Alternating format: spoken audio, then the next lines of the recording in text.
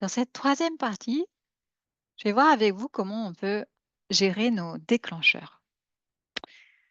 Pourquoi est-ce qu'il y a des déclencheurs qui vont susciter des tensions chez les uns et chez les autres, y compris moi?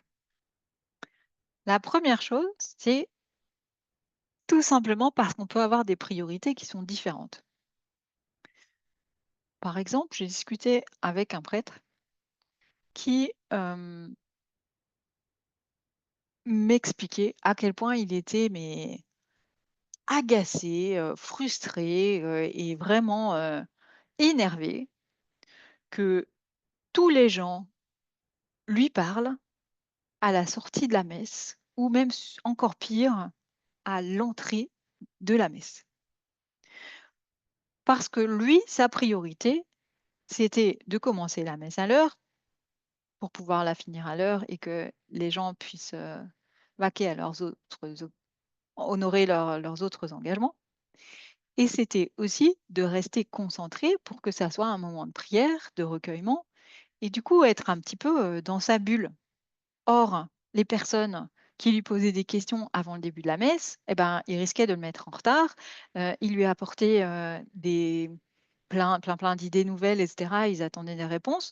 Et du coup, ben, ça brisait sa bulle et ça le déconcentrait.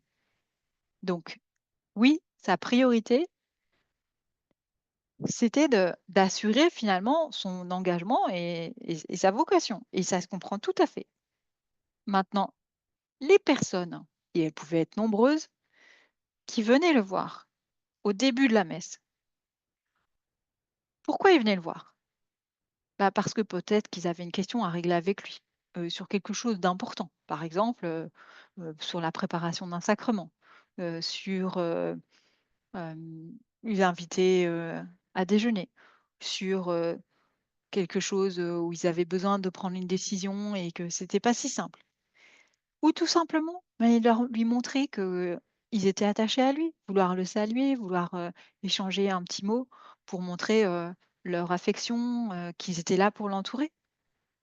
Et donc, s'ils venaient avec une question, clairement leur priorité, c'était d'avoir une réponse.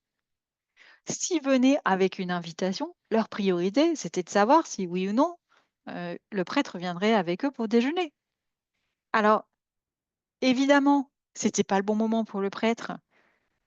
Mais fondamentalement, il y a pas beaucoup d'occasions de rencontrer un prêtre, en dehors de la messe si on ne prend pas rendez-vous, si on s'organise pas comme ça, si on n'habite pas tout à côté de l'église, si on travaille, si on a d'autres engagements et donc effectivement, le moment privilégié pour les fidèles de rencontrer un prêtre, ben, c'est de l'intégrer dans leurs habitudes et leur emploi du temps et donc s'ils ont l'habitude d'aller à la messe, c'est de le faire, avant ou après la messe. Donc, vous voyez qu'ici, on peut comprendre les points de vue des 2 parties, mais clairement, les priorités de l'un ne sont pas les mêmes que les priorités de l'autre et vont créer des tensions. Et la façon dont le prêtre, le gérait, en l'occurrence, c'était d'être désagréable avec les gens pour que, ils ne viennent plus lui poser de questions. Foncièrement, pour l'avoir vécu, j'ai pas trouvé ça très sympathique et deuxièmement, je pense que c'est pas la meilleure façon de faire. Donc on en reparlera après sur voir comment gérer. Il se pourrait que ça puisse être utile pour d'autres. Deuxième situation, c'est l'histoire de Romain et de Damien. Romain et Damien ont besoin tous les deux de rédiger un rapport qu'ils doivent adresser à leur supérieur. Mais ça demande quand même de la concentration. Donc, ils ont chacun une stratégie différente pour pouvoir se concentrer. Pour Romain, il se concentre vraiment quand il y a du silence autour de lui et qu'il peut fumer. Donc évidemment, comme, il ne veut pas être complètement intoxiqué, il faut qu'il garde la fenêtre ouverte pour pouvoir fumer et que la fumée ne ne ne reste pas dans la pièce. À l'inverse, Damien, pour vraiment bien se concentrer, lui, il a besoin d'écouter de la musique et il ne supporte pas que une porte, une fenêtre reste ouverte en permanence. Et puis en plus, quand on met de la musique, c'est quand même pour en profiter et pas pour faire profiter de la musique tout le voisinage. Donc lui, il met de la musique et il ferme la fenêtre.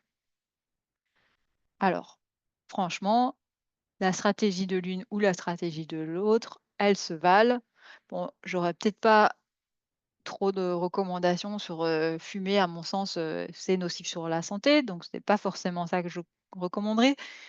Mais en termes de son, qu'on veuille travailler en musique ou dans le silence, je pense que les 2 options se valent.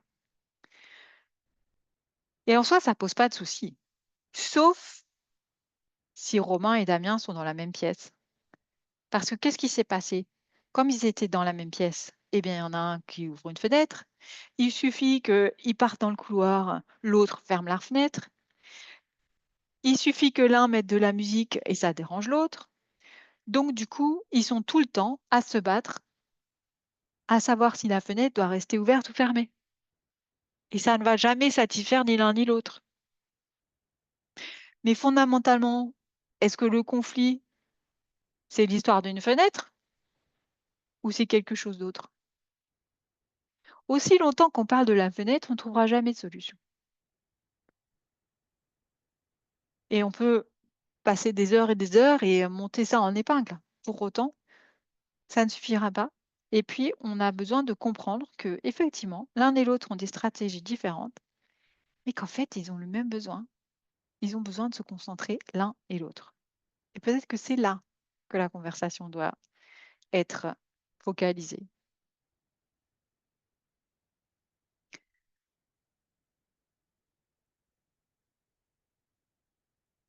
Le deuxième aspect, le troisième aspect des déclencheurs, c'est celui qui est lié à la façon dont on exprime les choses.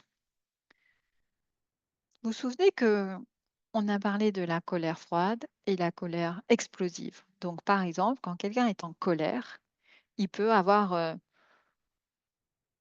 décidé d'aller à une réunion et comme il est en colère, eh ben, il ne parlera pas. Ou quand on lui demande son avis, il dira ça m'est égal. À l'inverse, quelqu'un qui a une colère explosive, il va aller en réunion et alors il va crier tellement fort et il va hurler sur tout le monde qu'on a tous remarqué qu'il était en colère. Et puis, vous vous souvenez que quand on en avait parlé ensemble, on avait remarqué que dans certains contextes, même si on bouillait à l'intérieur et qu'on voulait hurler sur tout le monde, socialement parlant, c'était pas possible parce que le risque était trop grand. Et que donc, notre colère explosive, elle devient une colère froide parce qu'elle est plus acceptable. Et pour autant, la colère froide, elle peut passer un peu inaperçue, mais elle est bien présente. Et donc, quand on parle d'émotion, eh ben, il faut réfléchir à est-ce que la personne en ce moment, elle est capable d'être authentique ou est-ce qu'il y a quelque chose qui est caché et qui pourtant est tout à fait important à comprendre.